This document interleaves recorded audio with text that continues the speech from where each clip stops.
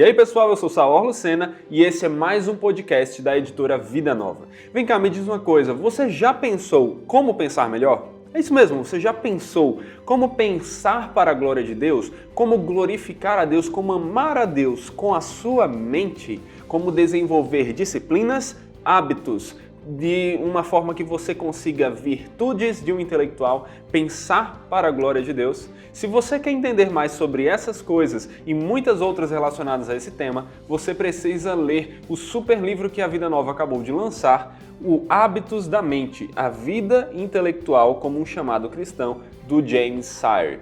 Esse livro aqui era um livro que eu estava apaixonado, só esperando a Vida Nova lançar. Assim que lançou, eu disse, não, eu preciso desse livro, porque é um livro que me atrai demais e eu tenho certeza que atrai muito de vocês que estão aí nos assistindo ou nos ouvindo.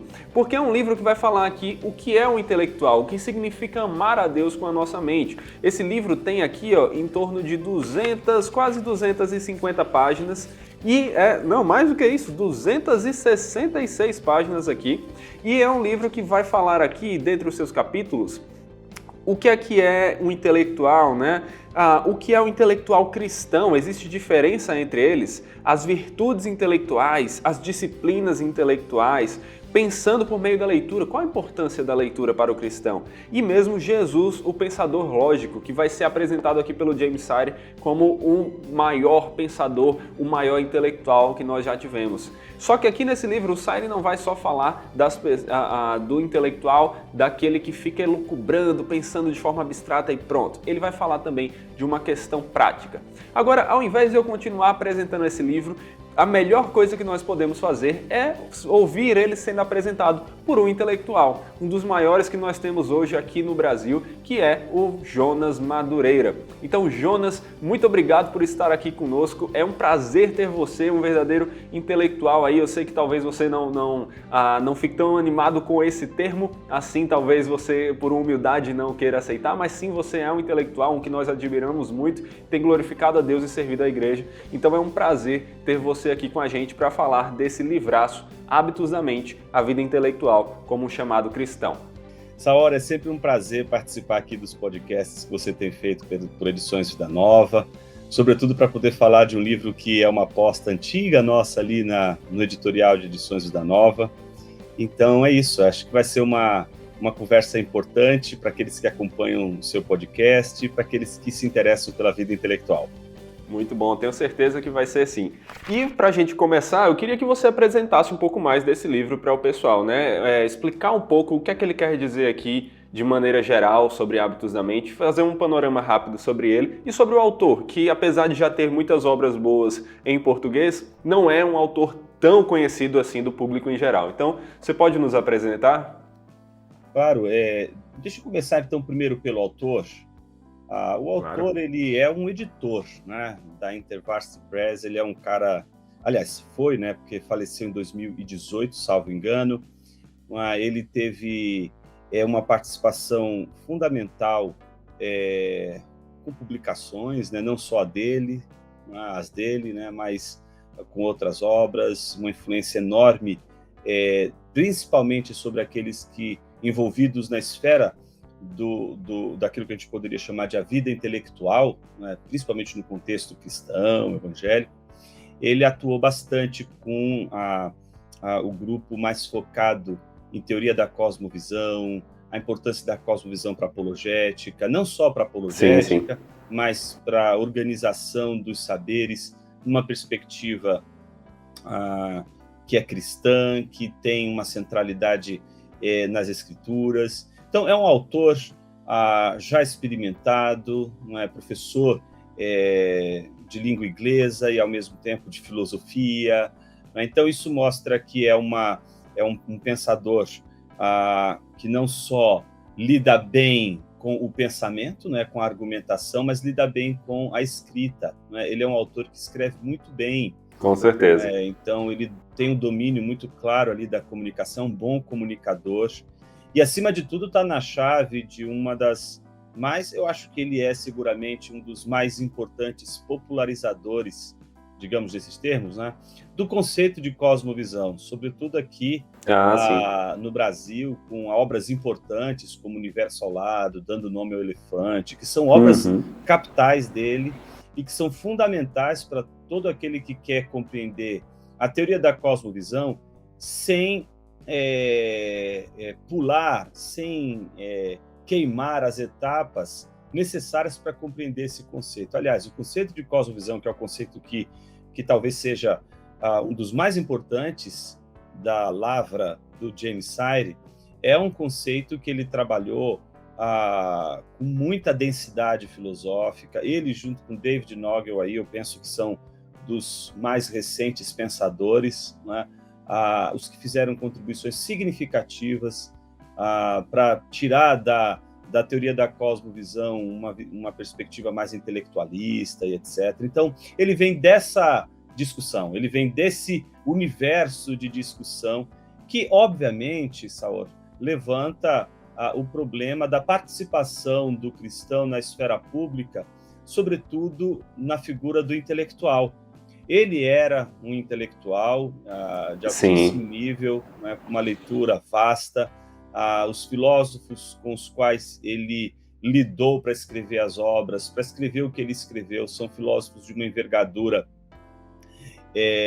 técnica densa, difícil de destrinchar, mas ele com muita maestria faz isso nas obras dele, mostra o quanto ele é competente naquilo que ele faz, né? Qualquer um que estuda um pouquinho de filosofia sabe que ele entende do ofício, né? Porque isso é uma coisa que acontece muito comum, é comum acontecer no contexto brasileiro, né? Quem é filósofo? É o cara que fala difícil, que ninguém entende, né?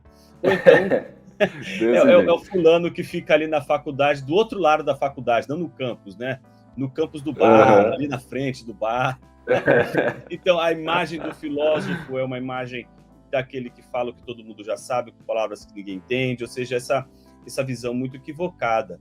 E o Sire não, o Sire ele faz um outro perfil, ele fez o caminho sério, não é gente aventureira na filosofia, então fez uma contribuição robusta e entregou para a gente essa obra que eu reputo como sendo importantíssima dentro do nosso contexto, sobretudo evangélico, né? A gente tem obras importantes sobre a questão do hábito intelectual, sobre a vida intelectual. A gente tem obras como do Sertilonge, por exemplo, que é um clássico, não é, para aqueles que, de alguma forma, se veem como vocacionados à vida intelectual e que apresenta ali uma série de conselhos para quem quer ser um erudito, para quem quer se envolver com o mundo intelectual e com a contribuição intelectual. E é nessa esteira de contribuição que surge o livro do Sire, né? Hábitos da Mente é um livro que tem essa finalidade de não somente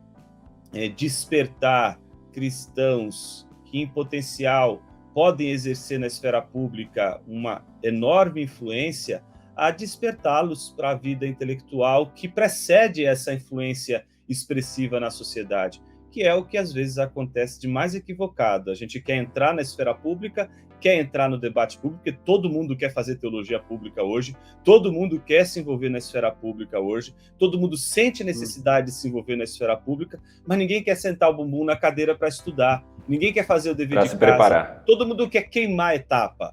E aí o que acontece? Quando você vai para a esfera pública é a esfera em que você vai trabalhar com uma outra espécie de glorificação do nome de Cristo. E aí, é mais fácil a gente desonrar o nome dele com a nossa imperícia do que honrá-lo com a nossa ignorância, né? Ninguém honra Cristo com ignorância. E a imperícia só faz o nome dele ser envergonhado na esfera pública. Então é melhor, enquanto a gente não sabe usar a espada da maneira como a gente deve usar, que a gente siga o conselho que Jesus disse a Pedro quando usou equivocadamente a espada. Embainha a tua espada, não é? Até a gente saber usar direito, até usar direito na esfera pública, a gente precisa trabalhar. E isso não tem jeito. Tem que trabalhar, tem que ralar, tem que estudar. Não tem almoço grátis, não tem caminho fácil, não existe. Isso é legal você falando, porque você é alguém que experimentou muito disso, é alguém que vem estudando há anos, sempre lendo, sempre se preparando para poder servir no reino de Deus. Então é interessante ouvir você que experimentou isso dando esses conselhos. E esse livro, ele me chamou muita atenção porque esse é um tema que me atrai bastante. Você falou aí do livro do Sertilanges, é um livro que eu gosto demais, já li, de vez em quando releio ali as minhas anotações, e quando eu vi que a Vida Nova ia lançar o Hábitos da Mente, né, a vida intelectual como chamado cristão, eu fiquei doido para adquirir esse livro, estou feliz demais com ele aqui em mãos, e eu queria justamente começar a entender um pouco mais sobre o que ele quer dizer aqui com respeito a pensar melhor? Porque você falou aí, né? O James Sire é alguém muito focado em cosmovisão, e aqui ele vem mostrar a importância de você entendendo uma cosmovisão cristã, você entender que você serve a Deus também, pensando melhor, né? Então, como é essa importância de pensar melhor? Como isso ajuda a glorificar a Deus? Muito boa pergunta, Saor. Esse livro, Hábitos da Mente, a vida intelectual como chamado cristão, do Sire, é um livro que ele segue a mesma esteira aí de reflexão do Sertillanges, né? Eu acho que a contribuição que ele faz é de outra natureza, né? O Sertillanges, ele é inspirador. Agora, o Sire, além de ser inspirador, ele dá alguns insights, como o Sertillanges também deu, né? Alguns insights práticos que eu acho que acabam sendo interessantes, sobretudo para a tradição protestante, né? Para aqueles que são de tradição evangélica, etc. Né? Há que se aprender tanto com Sertillanges como com Sire. E é por isso que eu acho que essa obra do Sire vem com uma contribuição interessante, porque trata de questões muito peculiares também da nossa seara.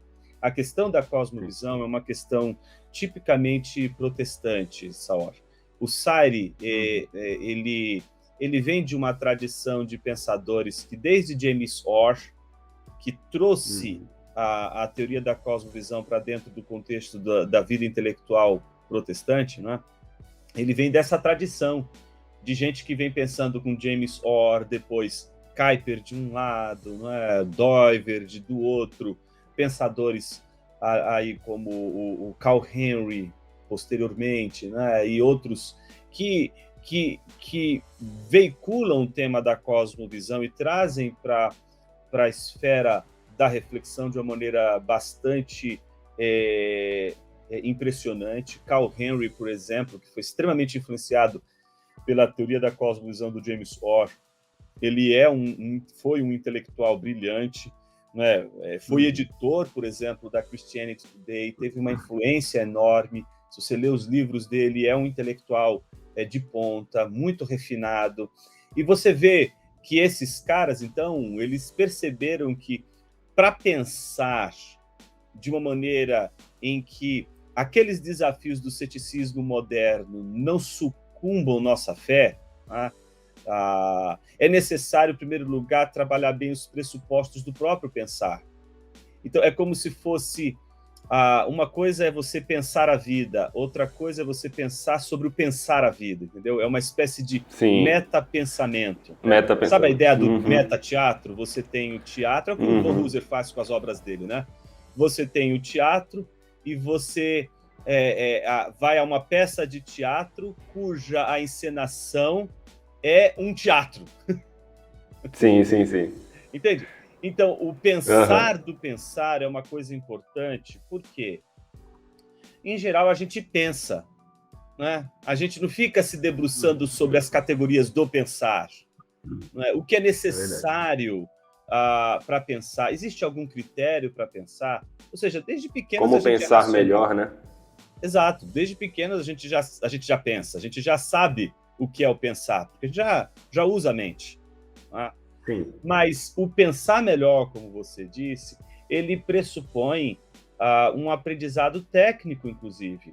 E é isso que eu acho que o Hábitos da Mente do Sire propõe. Propõe para aqueles que são dados ao pensamento e que descobriram que o pensamento ele se torna muito mais profundo quando a gente rega a nossa mente com a literatura. Eu estou falando aqui de romance mesmo, dos clássicos, né? quando a gente rega a nossa mente com a filosofia, quando a gente rega a nossa mente com os conhecimentos universais que são importantes para a formação de um pensador. Quando você rega a mente com essas informações, você tem instrumentos para pensar, mas você precisa também de rigor para esse pensar. Você precisa estabelecer contextos para esse pensar. Você precisa estabelecer um hábito, você precisa estabelecer um padrão de excelência, você precisa, para estabelecer esses padrões de hábito e de excelência, você precisa de espaço para pensar, você precisa de rotina, você tem um monte de outras coisas que precisam acontecer para que você seja um intelectual. Porque pensar, todos pensam. Agora, pensar sobre o pensamento, e pensar melhor, é para aqueles que realmente se engajam na batalha, como o Sarri costuma dizer, na batalha pela mente das pessoas, que é sempre uma batalha de pressupostos, uma batalha pela cosmovisão, uma batalha que envolve os fundamentos últimos do próprio pensamento. Mas a importância, então, disso, ela se deve importância sobre pensar na maneira que você pensa, em como pensar melhor. Seria de não chegar a conclusões erradas sobre a vida, de não agir de maneira errada, ter pensamentos mais certos para viver de maneira mais correta, teria a ver com isso? Porque uma coisa que me chamou a atenção é que ele vai justamente conectar a ideia de ser um livro sobre como pensar melhor com a ideia de amar a Deus com a nossa mente, né? Então, como isso tudo está ligado com a glória de Deus? Como seria essa importância na prática? Quais os resultados disso? Todo pensamento teórico, Saulo, todo, literalmente, né? Com isso eu não estou exagerando, tá? Então isso é uma afirmação muito forte que eu vou fazer. Né? Todo pensamento, qualquer que seja, tem uma implicação prática. Muito bom. Não tem pensamento descompromissado, ou seja, não existe pensamento que não possa ser responsabilizado pelos seus efeitos. Então, todo pensamento implica em uma posição no mundo, em uma maneira de viver no mundo, em uma maneira de conceber a vida, uma maneira de conceber a realidade e, por consequência, uma maneira de lidar com a realidade, uma maneira de lidar com os fatos, uma maneira de lidar com a vida. Então, toda filosofia caminha para uma filosofia prática. Toda teoria implica uma prática. Toda filosofia, portanto, do conhecimento, né, ela vai implicar uma ética. Ela vai implicar, portanto, uma decisão no mundo, uma decisão na vida. Então, os pensadores, os intelectuais, eles não são meros logicistas, né? Eles não deveriam ser uma espécie de matemáticos do pensamento, né? Uma vez que o matemático ele está lidando com um objeto próprio do seu pensamento, então ele precisa reduzir, sim, a sua pesquisa àquilo que é da ordem da matemática ou das matemáticas, né? Mas o filósofo, o intelectual, ele não pode reduzir a vida toda, matematizar a vida toda, por exemplo. Ele tem que pensar a vida como um todo.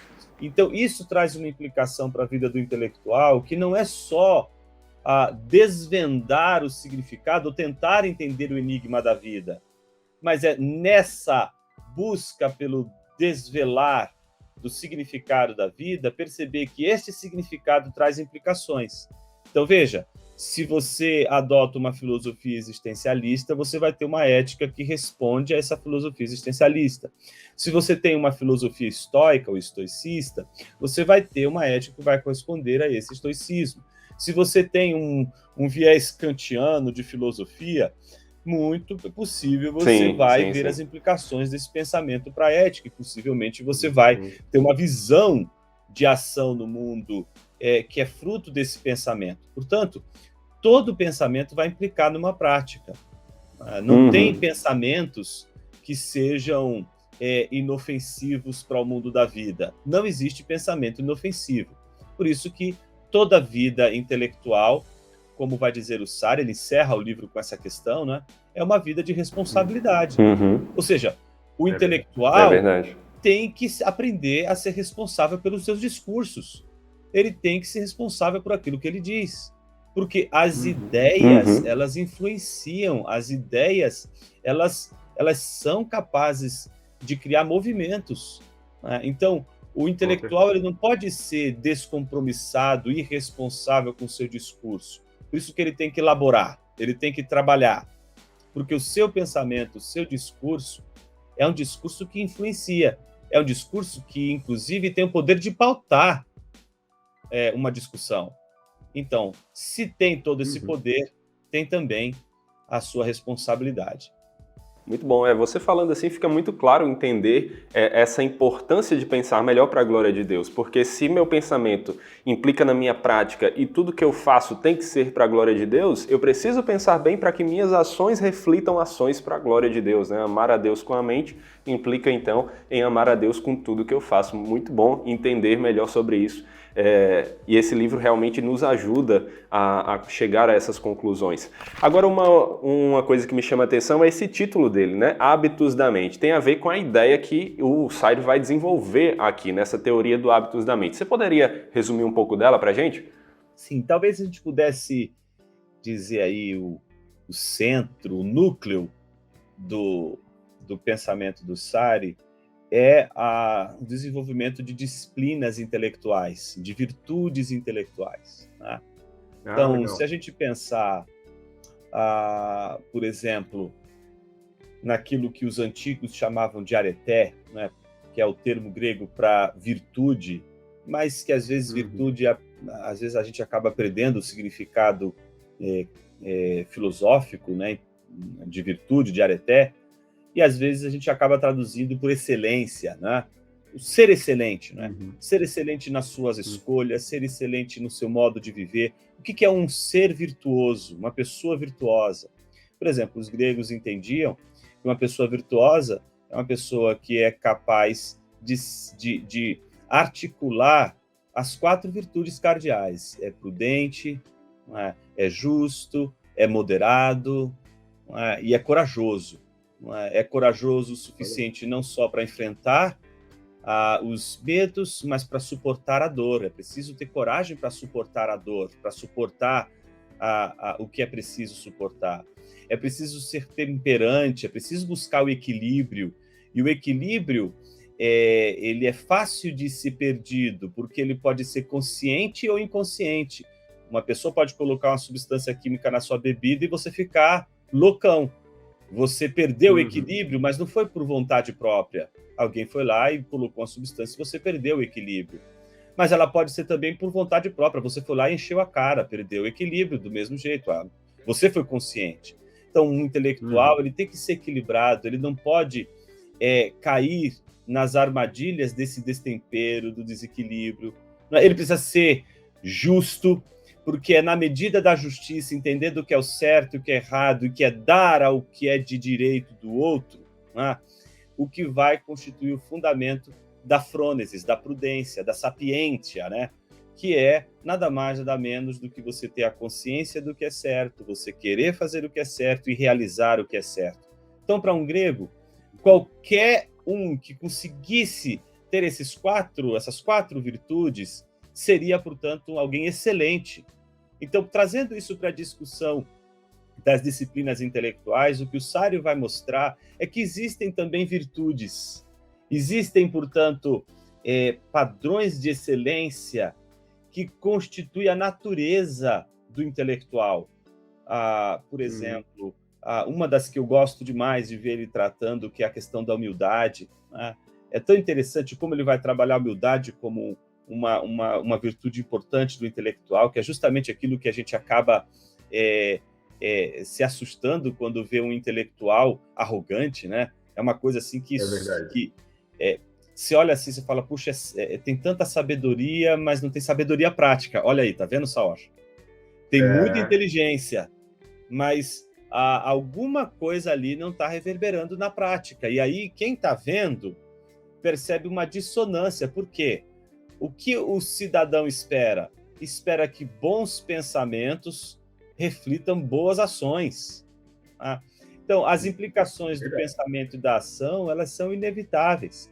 Então ele vai trabalhar isso tanto naquilo que seria o ideal das virtudes intelectuais, aí existe uma tabela que ele oferece ali, uma discussão muito rica, e existem as disciplinas que provocam hábitos, né? O hábito é aquilo que forja um determinado comportamento, né? Então, a criação de hábitos, Saor, é importante para a vida de um intelectual, entende? As pessoas acham que a formação de um intelectual é ler esporadicamente um livro. Não é. Todo mundo que trabalha, sabe, né? O trabalho é diário, né? Você tem que ter o seu dia de descanso, mas todo dia você tem que trabalhar. Todo dia você tem que produzir. Sim. Todo dia você tem que pegar ali no batente. As pessoas acham que formar um intelectual, ser um intelectual, é ficar aí num parque lendo um livro, aí depois pega o ônibus voltando para casa e lê outro livro, aí vai escolhendo aleatoriamente os livros, né?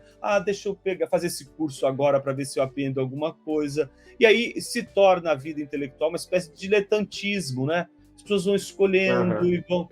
Não, o intelectual ele tem que ter consciência de que é uma vocação. Se é uma vocação, ele tem que trabalhar e trabalhar duro.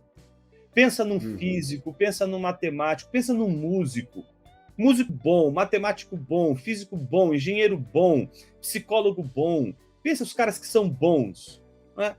Pode ver, eles só são do jeito que eles são porque eles criaram hábitos de trabalho diário, trabalham duro, trabalham pesado.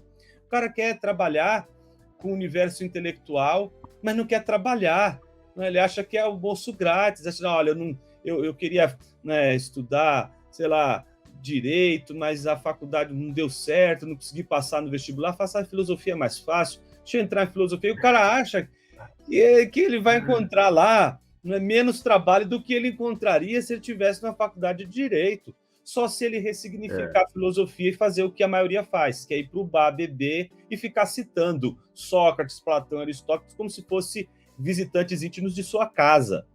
Não existe filosofia, isso me lembra. Isso me lembra, inclusive, com teologia também, né, Jonas? Algumas pessoas agem da mesma forma que a teologia. Eu não acho que vai dar certo para a direita, eu vou para a teologia, porque é algo fácil, quando também envolve toda essa dedicação aí, preparação que você está citando, né? E isso reflete um dos pontos que o Sarri vem criticar nesse livro, que é essa ideia de achar que a vida da mente é uma vida de intuições, né? Olha. Então, é como se tivesse... As pessoas fazem aquela imaginação, né? Ela sentada debaixo de uma árvore, cai uma maçã e você, putz, ali sai com a teoria da gravidade na sua mente já pronta. Cara, não é assim, as coisas não funcionam assim. Não é? Você tem que ter contexto. Os insights que a gente encontra na vida são maravilhosos. Mas para você chegar no insight, Sim, você precisa ralar tanto. E aí, se você não é uma pessoa disciplinada, precisa ter disciplina, sabe? Uma pessoa disciplinada não lê qualquer livro. Uma pessoa disciplinada, ela não vai saindo dando tiro para todos os lados e lendo de tudo, né? Ela tem foco, ela tem metas, ela tem que cumprir trabalhos, ela tem que ter a sensação do dever cumprido, sabe? Senão ela começa a ler vários livros, ela começa vários livros e nunca termina. Ela sempre começa e nunca termina os livros. Aí chega o final do ano, ela posta lá uma lista de 300 livros que leu, você vai trocar 2 ideias com ela, mas por que você... Qual é a relação disso com isso? Qual é o seu projeto de trabalho? No que você está trabalhando? Não, cara, eu escolhi aleatoriamente, foi indicação de um... Ou seja, a pessoa está perdida, completamente perdida. Ela não sabe para onde ela está indo, ela está sem foco. Aí é como o Coelho, o Coelho diz lá, né? Da novela, né?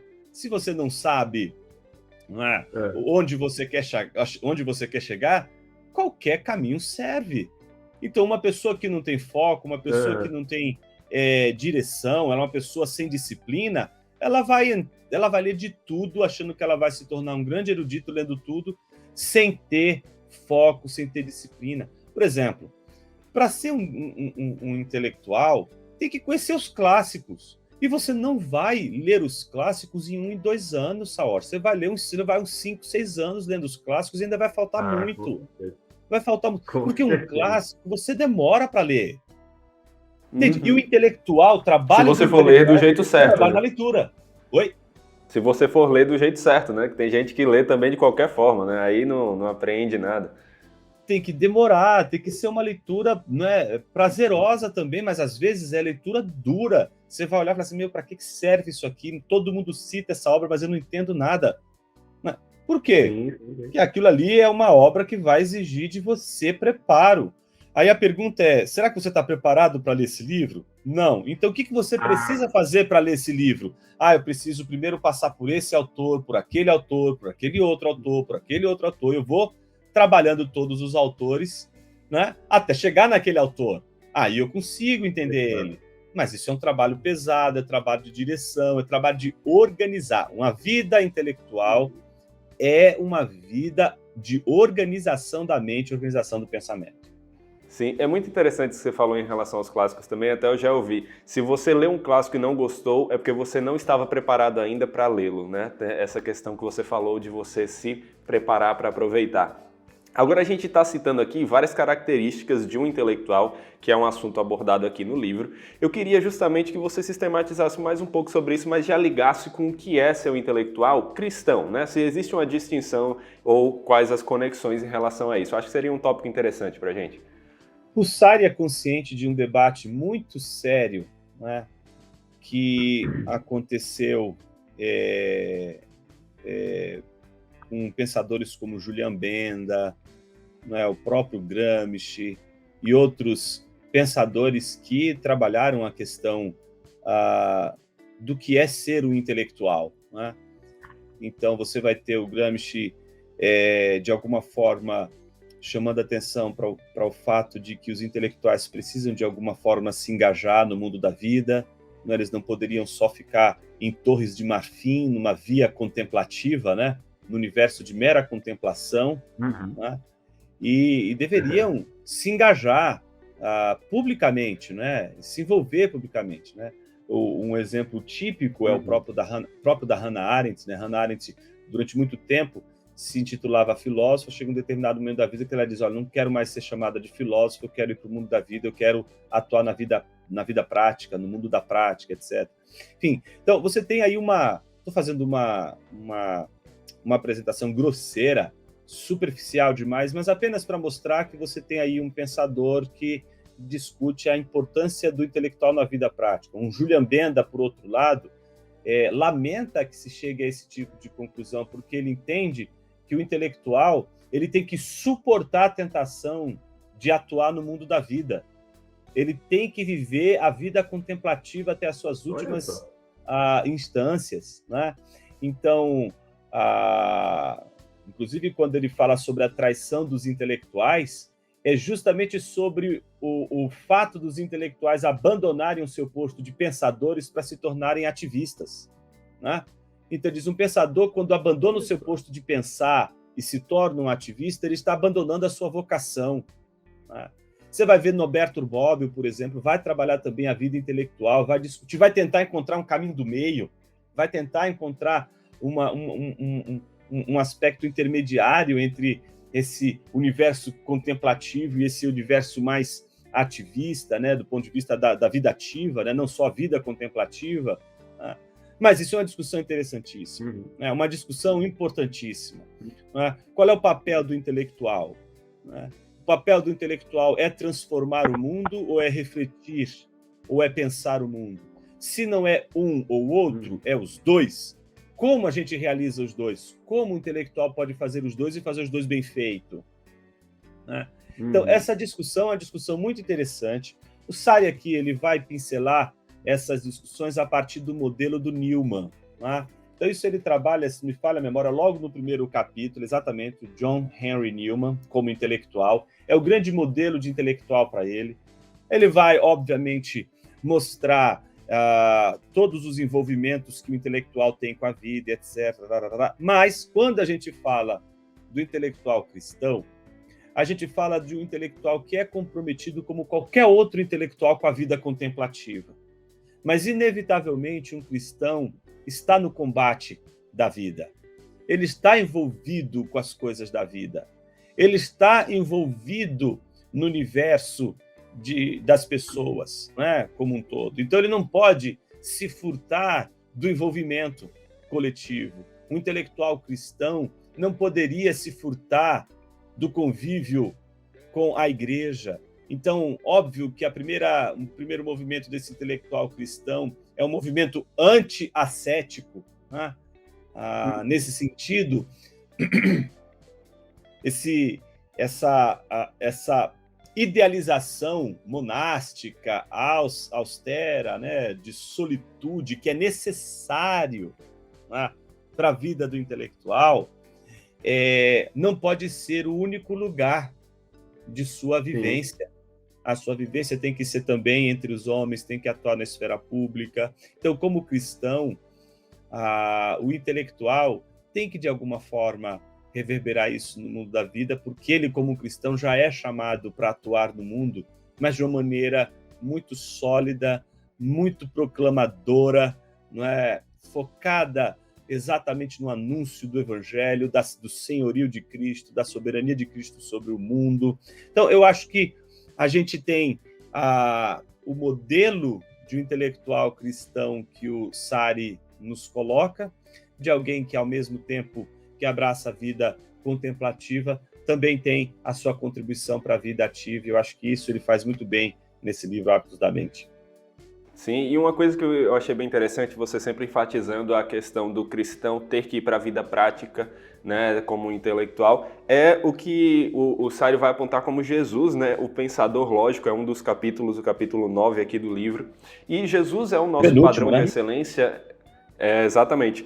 Jesus é o nosso padrão de excelência, é aquele que nós devemos seguir, e ele era um intelectual, mas era um intelectual, como você muito bem disse aí, envolvido na vida prática, né, que estava ali atuando, que estava ali servindo. Então, fica um modelo para nós que queremos atuar como um intelectual cristão. Agora, isso até, vamos deixar bem claro aqui, se isso é uma máxima ou não, né? Todo cristão tem que ser um intelectual ou tem como não ser? Excelente pergunta, Saor. Eu acho que todo cristão tem que pensar. Porque eu entendo que todo ser humano tem que pensar. Né? Eu entendo que qualquer ser humano que não pensa, ele não está desfrutando de uma dádiva de Deus. Né? Deus nos deu a capacidade para pensar, e se nós não pensamos, nós não estamos desfrutando dos efeitos benéficos que a boa criação de Deus nos oferta com o pensamento. Então, todo cristão, como qualquer pessoa, tem de pensar. Não diria que tem de pensar por obrigação, tem que pensar por paixão, tem que pensar por sobrevivência. Tem que pensar para viver. Quem não pensa se precipita, peca, falha, erra, sofre.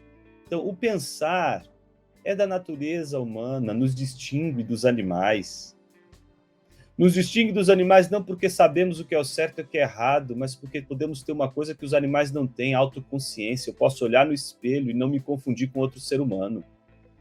Eu olho para o espelho e sei que sou eu mesmo.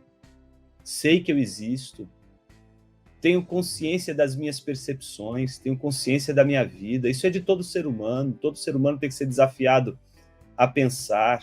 Quando a gente não pensa, a gente animaliza o ser humano, né? O ser humano se torna bestial. O pensamento, ele desbestializa o ser humano. Então, todo cristão tem que pensar. Agora, a vocação intelectual não é para todos, Saor. Não é para todos. Por isso que eu acho que as pessoas elas precisam tomar uma decisão na vida, porque é muito chato você querer, não é? Ou você olha um cara dando uma aula de filosofia ou de teologia sistemática, você fala assim, meu, que coisa brilhante que esse cara está fazendo, né? Mas aí, quando ele diz, tem que estudar isso, é chato pra caramba, e é aquela parte chata do negócio, eu não aguento, isso aí eu não entendo. Você não é do ramo, cara. Entende? Difícil vai ser, é que nem o cara... Imagina, é decepcionante quando o cara quer tocar piano, né? Ele viu o cara lá, o jovenzinho na igreja, arrebentando no piano, ele fala assim, eu quero também fazer isso um dia na igreja. Aí, quando ele tem que treinar lá o Anon, o primeiro movimento do Anon, e voltar, né? E o professor fala, tem que ser 30 mil vezes isso aí, tem que ser automático, a mão esquerda não está junto com a direita, né? E ele vê que, putz, mas isso aqui não tem som de nada, isso aqui não é gostoso. Mas, cara, tem que fazer todo dia, é ruim, é chato, todo dia.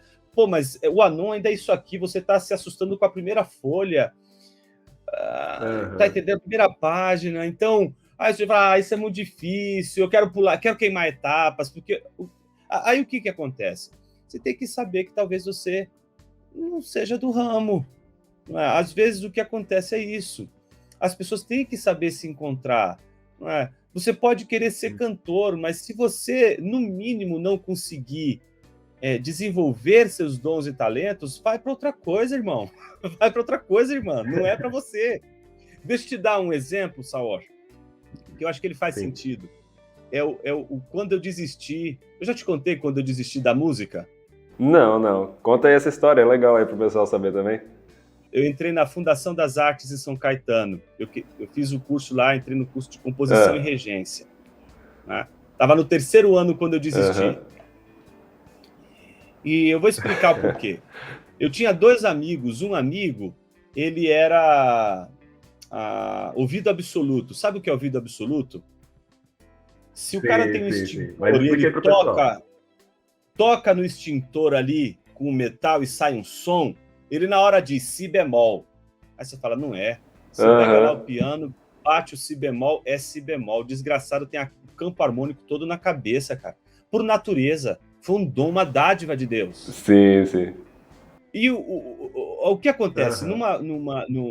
Na formação musical, você tem várias disciplinas. Você tem ditado musical, percepção musical, rítmica. Você tem um monte de coisas para você estudar lá. E tem uma matéria que se chama ditado musical e ela pressupõe conhecimentos de percepção musical, que você sabe os intervalos, né? Então, o que é um intervalo de terça, um intervalo de quarta, um intervalo de sexta, né? E aí você tem que saber esses intervalos, então você tem que treinar. Tudo isso é treino, Saor. Treino. Você tem que passar horas e horas ouvindo, tocando, cantando, o mesmo intervalo para aquilo ali entrar de uma vez e você perceber os intervalos. Isso é tão possível que quando você tem esses intervalos na sua cabeça, você pega a pauta musical e se você criou uma música, você escreve essa música na pauta sem ter piano, sem ter nada na sua mão. Percepção musical ajuda muito, mas tem que fazer. Exercício chato, mas tem que fazer. E eu tinha um amigo que estudava 6 a 8 horas por dia, que era o ideal. Só que, cara, ninguém conseguia. Na época, eu estudava 3 horas, eu ficava agoniado. Cara, eu não consigo passar de 3 horas. Como eu vou conseguir passar? E o professor tinha dito, se você não conseguir estudar 6 horas por dia, esquece-se, você não é pro ramo, né? Você não é do ramo. E eu tava lá tentando. E esse meu amigo deu provas, é possível estudar 6 horas. E o outro não precisava estudar na hora nenhuma, porque o outro já tinha um campo harmônico na cabeça e era por natureza. Teve uma prova que o professor ia a prova de ditado musical, ele tocava a música e você tinha que escrever o que ele estava tocando. E tem uma técnica para isso. O professor tocou os intervalos, todo mundo fez a prova. São 3 vezes, aquele processo todo. Sai todo mundo da sala, depois ele corrige, volta todo mundo para a sala, ele dá o seguinte recado. Ele se vira para o menino que tem aquele dom natural do ouvido absoluto e diz assim, uma coisa para ele que eu nunca vou esquecer. Ele disse assim, sabe qual é sua maior tentação? Seus dons. Você tem um dom natural, que é maravilhoso. Muitos aqui não têm esse dom, mas você tem. E você confiou muito nele e não estudou para a prova, e você errou muitos intervalos, sua prova, você foi muito mal na prova de hoje. Quando eu vi aquilo, e o cara nunca errava, eu falei, meu Deus. Aí ele olhou para o outro cara, que é o que estuda 6 a 8 horas, e disse assim para ele, ó, tá vendo o seu colega? E apontou para ele. Ele não tem seu ouvido absoluto, mas ele treina incansavelmente, todo dia os intervalos. Ele fez uma prova impecável. Quando eu ouvi aquilo, eu falei assim, caramba, eu não tenho ouvido absoluto, e não treino todo dia, eu vou fazer outra coisa da vida, eu não vou ser mais músico, não. Ou seja, em algum momento, a gente precisa saber se eu não tenho um dom natural e se eu não tenho paciência para estudar uma coisa, se eu não tenho disciplina, se eu não consigo me dedicar àquilo, não consigo pagar o preço que eu preciso pagar, vai fazer outra coisa, vai fazer uma coisa que você consiga pagar o preço. E eu duvido que uma coisa bem feita, uma coisa excelente, como diz o Sari aqui, algo excelente, não te custe sangue, suor e lágrimas. Não tem jeito, não tem almoço grátis. Para atender a vocação intelectual, tem que trabalhar e trabalhar duro. E não pode ser trabalho estúpido. Tem que ser trabalho inteligente. Você tem que focar, um tijolinho de cada vez. Não adianta você abrir a caixa de Pandora e começar a ler um monte de coisas. Começa lendo aquilo que você precisa, começa lendo o beabá. Eu sei que tem um monte de gente já na tua frente lendo um monte de outras coisas. Vai para o beabá, seja um leitor, né, voraz, mas um leitor inteligente. Faça a leitura com inteligência e trabalhe, trabalhe e trabalhe. Muito bom, muito bom. E o que você falou aí envolve 2 capítulos também que o Sari vai abordar aqui no livro, que é um falando sobre as virtudes do intelectual e outro sobre as disciplinas. Quais são as principais virtudes que o intelectual tem que ter, segundo aqui o Sari vai colocar mais ou menos? São inúmeras virtudes, ele vai fazer umas tabelas ali. Uma delas é a humildade. Essas virtudes, elas são virtudes que vão constituindo aquilo que eu tinha dito, né? A excelência, né? Um pensador, para ser excelente, ele precisa atender uma série de virtudes. Eu elenquei aqui as virtudes cardeais, lembra? São padrões, né? Prudência, coragem, temperança, tudo isso é um padrão de excelência, tá certo? Só que para ele alcançar esse padrão de excelência, ele precisa ter disciplina, ele precisa ter hábitos como ele vai dizer aqui, que é a solitude, ter o lugar de trabalho. Ele tem que saber que ele tem que ter rotina, isso não pode ser aleatório, tem que ter uma vida ordenada, o pensamento tem que ser uma ordenação, tá certo? Então, você tem que ter ordenação interior, você tem que ter também ordenação exterior, as duas coisas têm que andar em convívio. Né? Então, uma biblioteca, um lugar que você possa estudar, trabalhar, em que você possa ordenar e desordenar o tempo todo, porque o pensamento é isso, você tem que desorganizar às vezes, mas esse processo de desorganização, ele é inteligente, ele é uma desorganização para que você gere uma nova ordem, porque aquela ordem já foi estabelecida, então você vai começar um novo ciclo. Então, tudo isso é normal, isso acontece. Ele vai colocar isso dentro do livro em pormenores. Então, pensa o seguinte, esse é o núcleo, como a gente tinha dito, né? De um lado, as virtudes, do outro lado, a disciplina. As virtudes são elementos de excelência. São vários padrões que se esperam de um intelectual, que ele precisa. Ele vai olhar para aquilo tudo e falar assim, puxa, como é que eu alcanço tudo isso? Eu tenho que ter hábito.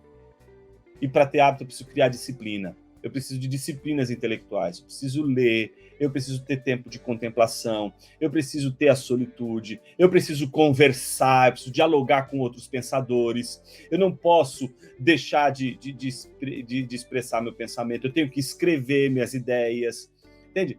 Então, tudo isso ele vai colocar no livro de uma maneira muito inteligente, de uma maneira muito prática também, mas, como eu disse, né, é um livro escrito por um intelectual. Não espere que ele vai te dar um manualzinho de 7 passos. Ele não vai te dar 7 passos para se tornar um intelectual.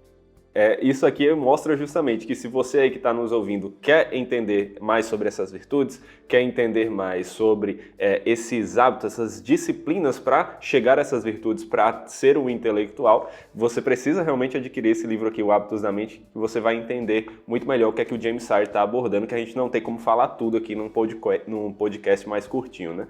Agora, Jonas, só uma última coisa aqui, antes da gente passar para um bate-bola, ele vai falar sobre a importância da leitura também nesse livro, né? É um livro falando também sobre a importância de se ler livros e tudo mais. Só que, numa época em que nós temos tantas imagens, tantas videoaulas, tanto conteúdo, sei lá, no YouTube, cursos do Hotmart, tanta coisa mais, até podcasts, qual a importância da leitura? Ela foi reduzida, daria para dizer isso, ou ela continua tão importante quanto sempre foi? Sempre foi. A dinâmica da leitura, ela é importante.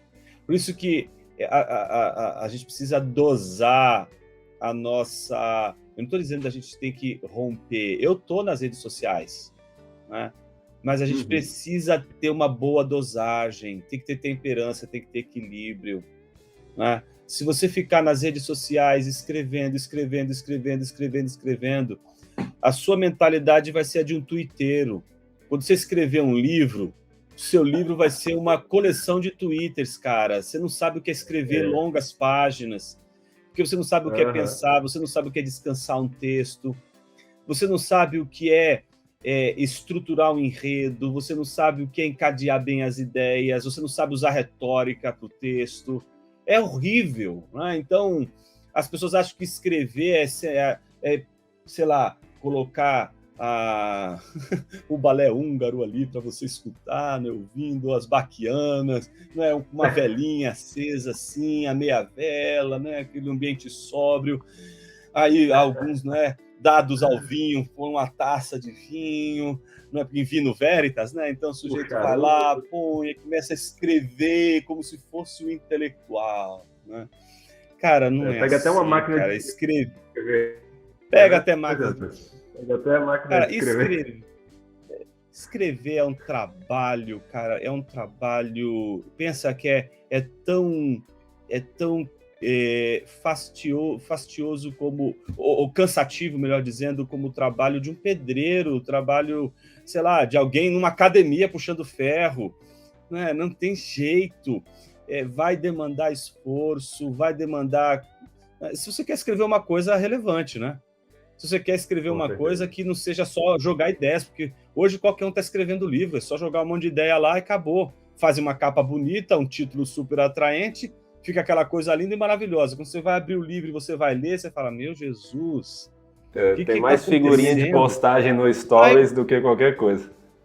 Pois é, mas aí o sujeito tem mestrado, tem doutorado, mas cara, tá a substância ali, cadê? Onde é que tá? Não trabalhou texto, nunca trabalhou estilo, nunca se envolveu com a língua portuguesa a fundo, não é? Só ficou discutindo no Twitter, entendeu? E ainda perdendo amigos no Twitter. Perdendo gente interessante.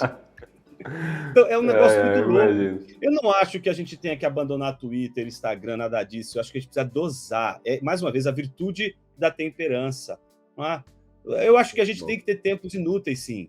Tem que ter tempo de ociosidade, tempo de distrair. Eu acho que tem que ter, isso é bom. Mas a gente tem que saber onde a gente quer chegar e pagar o preço que precisa pagar. E aí não tem jeito, você tem que ler. E ler não é passar os olhos, né, no livretinho e dar uma ideia ali geral do livro. Aquilo que você vai estudar para valer, mergulha, vai lá fundo, vai cavucar, seja um arqueólogo, né? Cada ponto do livro ali te interessa. Então eu acho que isso é treino, porque a leitura vai provocar também uma densidade na leitura. Então deixa eu explicar isso, Saur. A pessoa, ela começa a ler hoje, ela acha que ela já vai conseguir pegar um calhamaço e já mandar bala nele. Não é assim. Livros, eles também exigem da gente hábito. O hábito da leitura vai gerar você um mecanismo de leitura, principalmente quando você lê todo dia, que quando você perceber, você já está engatado num ritmo de leitura, e aí você vai perceber que algumas coisas vão ficar mais, você vai gravar mais, a sua memória vai estar mais esperta, você já vai ter um jeito de ler. Então, a leitura com o tempo vai aprimorando e você vai ganhando feeling na leitura. Então, não adianta a pessoa Seria como em qualquer atividade, né? Você vai fazendo mais concentrado ali, vamos dizer assim, tecla por tecla no início, até que vai se tornando algo mais fluente, mais natural, né? Isso, é isso aí, Saur. É isso aí.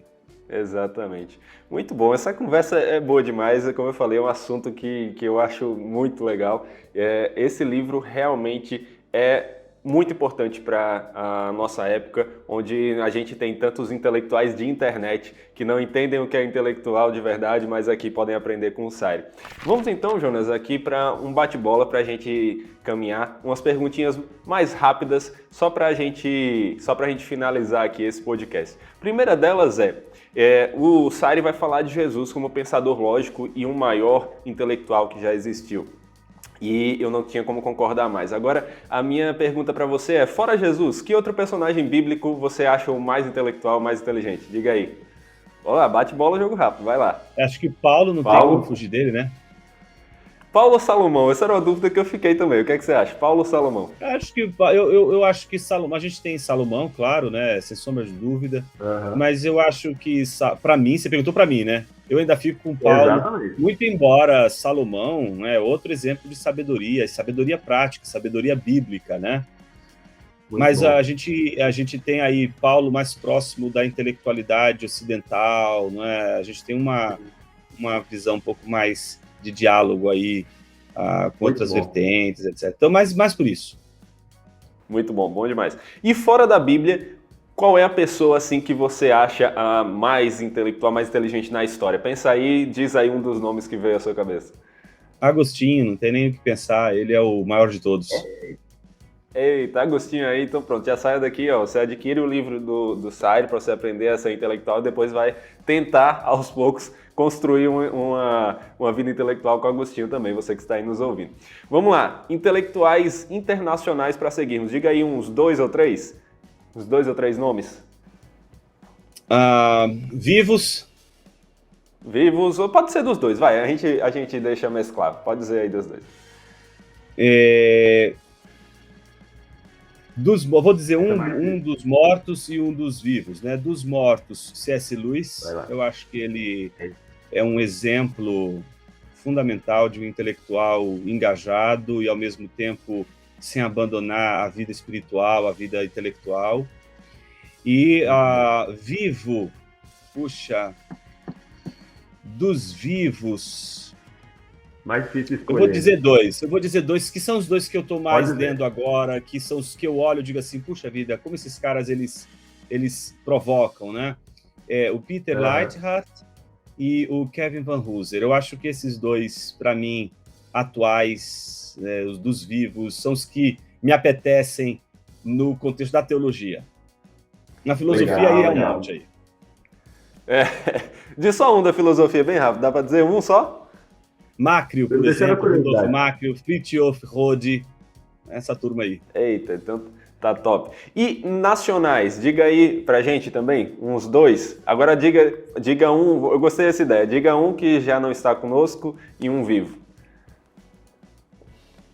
Não precisa ser o maior de todos, só um que me livrou a cabeça. Mas aí agora. Intelectual no geral. Intelectual no geral, não precisa ser no meio teológico não, tá? Tá. Dos vivos que está entre nós e que eu aprecio bastante, eu diria o Mário Ariel Gonzalez Porta, dos intelectuais que eu conheço, ele, o Carlos Arthur Ribeiro do Nascimento, para mim os dois são, para mim, exemplos nítidos de intelectuais comprometidos com a vida intelectual, muito embora eles não compartilhem dos mesmos pressupostos de fé que eu compartilho, né? Dos mortos,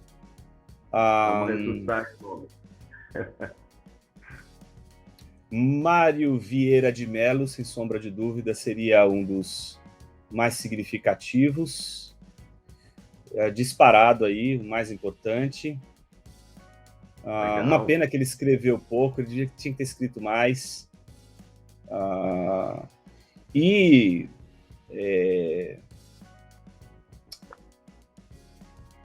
Rapaz. Vamos com esses, você já deu bons nomes aí, tenho certeza que são nomes para o pessoal. Eu queria citar mais da filosofia mesmo, ou da teologia, mas tá bom, vai. Não da história, sociologia, porque aí tem muita gente também, né? Muita gente boa aí, né? Se você começar, você já é um intelectual que está sempre lendo livro atrás de livro aí com qualidade, ou essa biblioteca gigante aí atrás de você, se você for começar a pensar nos nomes, a gente vai fazer um podcast só sobre isso, recomendação de nomes. Mas vamos no bate-bola que já está muito bom. Agora a última pergunta para a gente encerrar. Jonas, para quem é esse livro aqui, quem vai se beneficiar da leitura do Hábitos da Mente, a vida intelectual como um chamado cristão? Qualquer pessoa que se interessar pela vida intelectual, né? Esse livro é para esse público em geral, né? E eu queria dizer que, em especial, nesse grande grupo que é interessado pela vida intelectual, aqueles, né, que estão engajados na discussão sobre a cosmovisão, têm que ler esse livro, né? Professores de teologia, professores de filosofia, né? gente que está envolvido com educação, não é, pedagogos, não é, o pessoal que está envolvido com ensino, então pastores, não é, professores de escola bíblica dominical, tem que ler um livro como esse, não pode deixar de lado a leitura desse livro, vai inspirar bastante, não é? Seminaristas, né, leitura obrigatória, né, tem que ler. Um seminarista acho que já pode ler esse logo de cara, não é? Porque aí já ajuda a organizar a vida, já organizar a mente, aí já dá uma direção. Né? Eu acho que já lê antes de chegar no seminário. Universitários em geral, né? A turma que está entrando na universidade, nossa, tem que ler esse livro, tem que lê esse livro. Está se preparando para entrar na universidade, está se preparando para o vestibular, né? Dá uma lida nesse livro para você fazer da universidade não um lugar para você depois se tornar um profissional que vai para o mercado de trabalho. Entra na universidade para fazer história, não para fazer só a disciplina história, para fazer história no sentido de ter ambições muito maiores do que simplesmente ganhar o seu dinheiro. Eu acho que o Evangelho nos tira essa ganância do dinheiro e nos faz perceber o que a gente pode fazer no mundo. O mundo não se reduz a ganhar dinheiro. A nossa vocação não se reduz a só pensar na grana. Não decida a sua vocação pela grana. Né? Não decida, não tome a sua decisão baseado na grana, porque ela não compra a sua satisfação pessoal e ela jamais vai compensar a traição dos dons que Deus te deu. Jonas, muito obrigado pela sua participação. Nada melhor do que falar sobre um livro a respeito da vida do intelectual com um intelectual que eu admiro tanto, que tem servido a Deus, glorificado a Deus por meio do tudo que tem produzido aí também no nosso meio. Então, muito obrigado pela sua presença, foi muito bom conversar com você. Obrigado, Saor. Um grande prazer, sempre. Então é isso aí, pessoal. Espero que vocês tenham gostado, que vocês adquiram esse livro, Hábitos da Mente, A Vida Intelectual como um Chamado Cristão, porque eu tenho certeza que é um livraço que vai ajudar muito você a entender como pensar melhor para a glória de Deus, como amar a Deus com a sua mente. Então, se você ficou interessado e estiver aí no YouTube, o link vai estar na descrição. Se você estiver nos ouvindo nas principais plataformas de podcast, não esquece também de recomendar, de compartilhar esse podcast com outras pessoas, o YouTube também, tá? E acesse o site da Vida Nova para adquirir o seu livro, porque eu tenho certeza que ele vai ser bênção na sua vida. Fique com a gente para os próximos podcasts e é isso aí, até a próxima, valeu!